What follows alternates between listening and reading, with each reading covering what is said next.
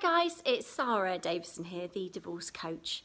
I wanted to speak to you guys because this week I've had 3 clients already in my clinic who are really worried about Christmas.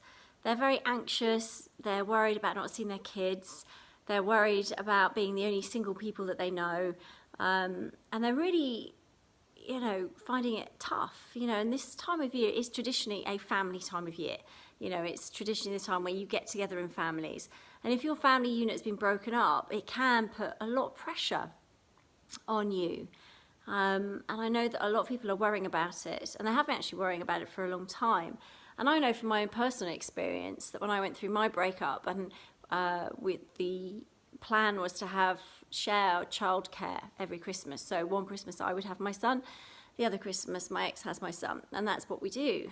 And I know that was one of the hardest things, weirdly, it was one of the hardest things that I had to cope with after my breakup.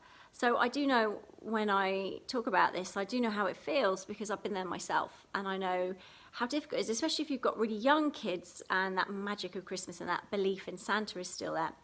So I just wanted to tell you and share with you how I cope, and I hope it will help some of you cope better with your situation.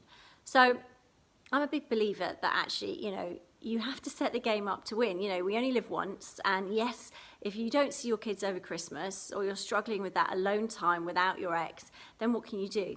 So the first thing is, for those of you who follow my work, read my book, been on my retreat, is ask yourself a better question. And that question, for example, might be, in this case, what can I do right now, to make this better? How do I take my control back over this situation and turn it into something that would work for me? Now, again, we're not aiming for 10 out of 10 perfection, because that's not realistic, guys. We're looking at something that actually we can look forward to, or manage a situation so maybe we don't miss out on those magic moments with our kids. So what I do every year is I organise Christmas. The Christmases that I don't have my son, I organise Christmas on a different date. So last year, for example, I think it was like the 11th, 12th and 13th of Christmas, of December. And that was my Christmas. So we had Christmas Eve, Christmas Day and Boxing Day. So I got my tree really early. It's actually really hard to find a real Christmas tree, a live Christmas tree, early, before like the 25th of December. So I had to go around a lot of places looking for Christmas trees. But I did find one, and went with my son. He chose it, put it up. We decorated it. So we had our house decorated in November last year, because we wanted a good run up to Christmas so we could get excited about it. And I didn't want to miss out on those magic moments with him. And he was only 8 last Christmas. So yeah, so still believes in Santa, and it's all so gorgeous. So I didn't want to miss that. So we did, I had my parents down, because that's what we'd normally do, and have my parents over, and we left out the carrot and the mince pie for Santa, and we did all that, which was amazing. So the next morning, Christmas Day, we came downstairs, and my son's face lit up, and I got to experience all those magic moments with him. And the beauty for my son is that he got to do it twice. He's got to do it with his dad on Christmas Day too. So, he's delighted that he gets 2 Christmases. I don't miss out on the magic moments. My mum and dad don't miss out. And I think it's important to consider your parents and the grandparents and these things too, if that's appropriate for your situation. So we all got to share in that, and nobody missed out. And my son loved it. So, from that point of view, and how do I explain that? Well, I explain that Santa comes twice if your parents are separated. And but you do have to book it in. I ran into a situation where one of the parents at school was also divorced, and his son was actually quite upset because he didn't get 2 Christmases. So my son was confused. Well, why do I get it and this chap doesn't? And I had to quickly explain that obviously you have to book it in with Santa, and maybe that's what I did differently. So yeah, there's different ways of doing it, but it was, it works.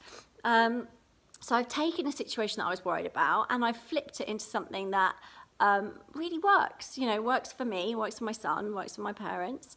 So yeah, every other year we have Christmas at a different time of year. And people often say, well then, what do you do on Christmas Day? That must be terrible. I'm like, well, actually, again, it would be if I sat at home on my own and was missing my son. But you know what Christmas is like. When you've done it once, you're kind of sick of it, and you're like ready to move on with the new year. So Christmas Day, I do something different. One year I organised a party for friends who were on their own, whose family weren't around. at my house, so I did that. And last year I actually worked at shelter, and worked Crisis at Christmas, which was amazing. So I worked at a women's refuge, which was actually one of the most rewarding things I've ever done. And I got so much from it that I didn't expect to get. And I met some amazing people. So I really enjoyed my Christmas last year. And it was so not what I would normally do. So yeah, that's what I do. That's how I flip it. That's how I take back my control. That's how I, make something that it can be seen as a tough time of year into something that I really enjoy and look forward to, Yes, it's not perfect, but it's a date, It's a date in the diary, the 25th of December. If you don't have kids and it's your partner you're missing them, just the same strategy applied. What would you do? What could you do that you would enjoy? There's loads of solo traveller holidays over Christmas you can go on, and everybody that goes is on their own, so check them out. Or, go and volunteer and do some charity work. Whatever it is, you'll find that there's so many more people out there in the world that are in a lot worse situation than you, and I think that comparison actually really hit me hard, when I was doing my shelter work. But yeah, it's a very rewarding thing to do at Christmas. There's a lot of people feeling more lonely and more sad than you. And I think when you go out and you help people proactively, that's a really positive way to go about it. So I hope this has helped. I hope that, it's made a difference to some of you and that you can turn your Christmas around. And I wish you the best Christmas, but you've got to get planning now. You've got to plan these things. So don't let them sneak up on you. Start taking your control back and start planning. And yeah, keep in touch. Let me know how you get on. Look forward to speaking to you soon, guys. Bye.